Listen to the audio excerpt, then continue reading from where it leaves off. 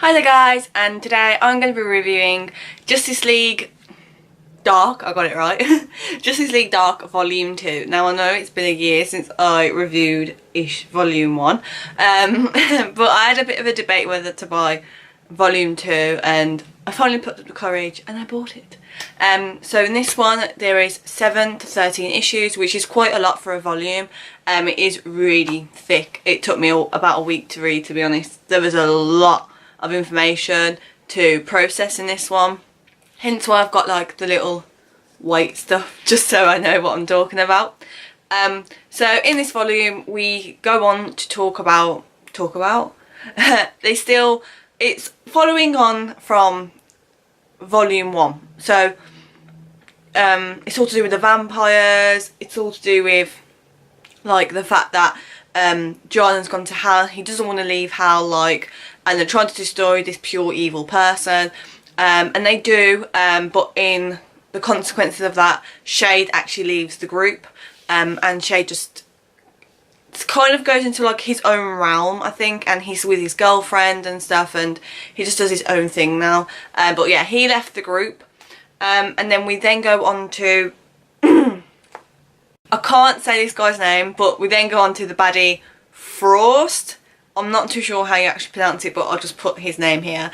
And then we go on to like his cult and stuff, and how Colin Trevor, I believe his name is, from Argus, who's also, if you kind of know him, he's been in Arrow and stuff like that. And he was with Amanda Waller from Suicide Squad. He actually approaches John Constantine and says, look, this guy called Frost is making like a huge comeback, and he's got like a lot of like numbers in his like group, and one of the actual Argus teammates, Dr. Mist, actually goes missing. Obviously Constantine and the Dark Justice League aren't really the Dark Justice League yet, so he actually has to try and persuade them to go on this crazy mission with them. Now in this crazy mission they get deceived, they get lied to, it's just mad. It's like, it was like a soap opera. I felt like I was reading like a soap opera. It's kind of just like, really? Yeah, so there's a lot that goes in there. They also meet an old friend called Nick, I believe, and they meet him, and he's like crazy, like absolutely mad. They actually sent him to Hal by the Cold Flame. Like I said, every fucking volume, well, every review I do, I always say I don't want to ruin too much, so I'm trying just to give you like a short synopsis of the whole comic volume, whatever I'm talking about. I'm hungover, yeah. So yeah, so they do that, and then basically Constantine and Xantia get together. It's perfect. I'm like, yes. And I love them two so much together, like they're perfect for me. But yeah, they basically find love again, and you know, they realise that Constantine realises that he'll always love them. Constantine also goes into the Black Room, which Argus actually looks after, and he actually takes a couple of things from there, like Merlin's staff and a couple of other things as well, to try and destroy Nick Frost. Yeah, so basically the whole story of this is they're basically trying to get the magical books, which Merlin and Mordor, or something like that. Mordor, is that from Lord of the Rings? I'll put his name down here. But then basically, back in the day, Merlin and the baddie tried to get the magical books, which like possesses like everything about magic and shit, and this is what Frost and Nick are trying to do. And Frost and Nick have like drawn a whole alliance.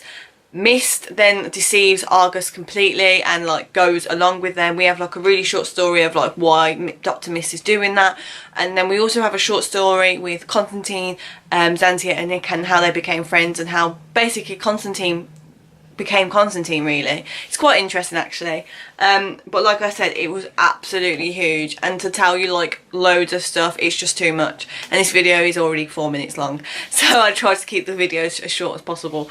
Personally for me, I thought it was like a soap opera, but I was actually reading a soap opera, and I didn't really like that about the comic book. I thought that like the way that they did it this time, it was just though trying to finish it off. That's how I felt like. And yeah, it's just a bit whack, to be honest. That's why I'm trying to keep this review short. I won't be purchasing any more of the volumes. I really didn't enjoy this one at all.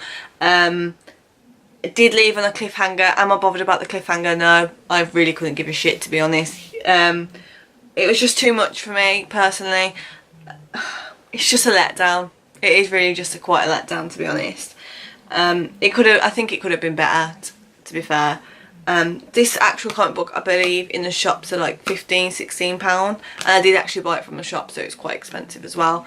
But you do get quite a lot of issues in here, but I just really don't have much good things to say about it. It was really long. It was like constant, like I can't, like the reason why I've had to put all this in is just so I fucking remember what was in it. Like there was that much going on. It was just a bit of a joke. So yeah, out of 5 I'd give this a 2 out of 5, just because there was too much going on personally for me. There was too many issues in there. Like normally I think an issue has like 3 or 4 issues in one volume, and this one was just too much for me personally.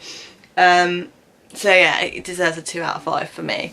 I just feel like they don't really know what they're doing with it. They don't, yeah, the characters weren't, I don't know how to say it, but they're just not like they was in volume 1. That's the only thing I can say. But yeah, I hope you guys enjoyed the video. I'm very hungover. But yeah, I'll see you guys next week. Hope you guys enjoyed the video, guys. Bye.